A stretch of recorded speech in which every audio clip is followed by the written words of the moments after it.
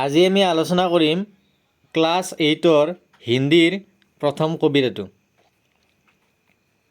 কবিতাটোৰ নাম হৈছে ধ্বনি। মই এবাৰ হিন্দীত মাতি দিছোঁ, হিন্দীত মাতি অসমীয়াত অনুবাদ কৰি দিম। অভি নহোগা মেৰা অন্ত, এতিয়াই মোৰ অন্ত নহ'ব। অভি অভি হি তো আয়া হে, এতিয়াই মাথো আহিছে।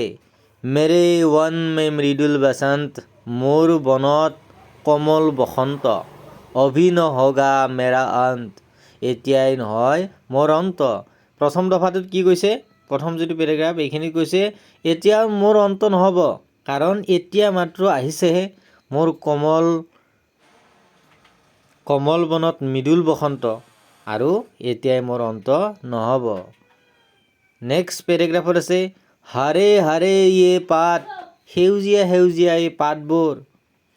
ডালিয়া কলিয়া কমল গাত, ডালবোৰ আৰু কলিবোৰ আৰু কোমল শৰীৰ। এতিয়াহে আহিছে মোৰ ডালত আৰু কলিবোৰত কোমল শৰীৰ। मैं ही अपना सपना मृदुल कर, मैं ही अपना सपना मृदुल कर, फेरूंगा निद्रित कलियों पर, जगा एक প্ৰস্তুষ মনোহৰ। আৰু এইখিনিত কি কৈছে? मैं ही अपना सपना मृदुल कर, মই নিজেই মোৰ সপোনৰ কোমল হাতেৰে কি কৰিম বুলি কৈছে? फेरूंगा निद्रित कलियों पर, বুলাই দিম টোপনি যোৱা কলিবোৰৰ ওপৰত।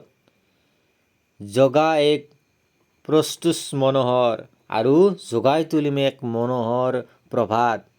আৰু এইখিনি অসমীয়াত আমি চাবলৈ গ'লে কি কৈছে 2 নম্বৰ পেৰাগ্ৰাফত, সেউজীয়াই পাতবোৰ কোমল কলিবোৰ কোমল শৰীৰ, মই নিজেই মোৰ সপোনৰ কোমল হাতেৰে বুলাই দিম টোপনি যোৱা কলিবোৰৰ ওপৰত আৰু জগাই তুলিম এক মনোৰম প্ৰভাত। লাষ্ট 3 নম্বৰ পেৰাগ্ৰাফটোত কৈছে পুষ্প পুষ্প সেই তন্দ্ৰালস লালসা খিচ লুংগা মে, প্ৰতিটো ফুলৰ পৰাই মই তন্দ্ৰালস এইটোৰ শব্দৰ মিনিংটো হৈছে টোপনিৰ আমেজ। প্ৰতিটো ফুলৰ পৰা মই টোপনিৰ আমেজ মানে তন্দ্ৰালস अपने जब जीवन का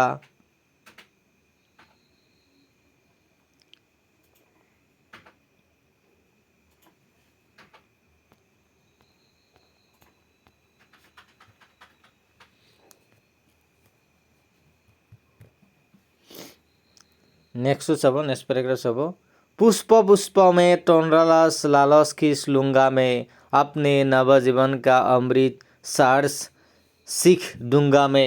ইয়াত কৈছে প্ৰতিটো ফুলৰ পৰা মই তন্দ্ৰালস লালসা আঁতৰাই আনিম, নিজৰ নৱজীৱনৰ অমৃত মই আনন্দৰে সিঁচি দিম।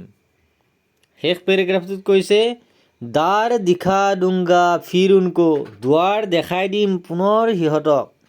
হে মেৰে ৱে জহা অনন্ত, য'ত মোৰ হে অনন্ত বিৰাজমান। অভি নহোগা মেৰা অন্ত, এতিয়াই মোৰ অন্ত নহ'ব, এতিয়াতে মোৰ অন্ত নহ'ব।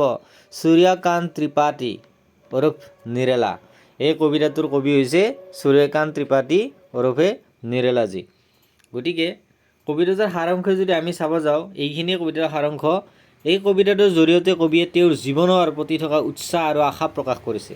তেওঁ বিশ্বাস কৰে যে যিদৰে বসন্ত আহিলে প্ৰকৃতিত নতুন ৰূপ জাগি উঠে, তেনেদৰে তেওঁৰ জীৱনৰ এতিয়াই অন্ত নহয়, বৰঞ্চ তেওঁ নিজৰ কৰ্মেৰে সমাজত এক নতুন চেতনা জগাই তুলিব বিচাৰে।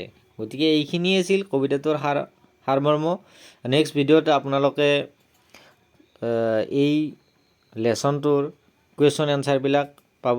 গতিকে ভিডিঅ' শেষলৈ চোৱাৰ বাবে ধন্যবাদ জনাইছোঁ।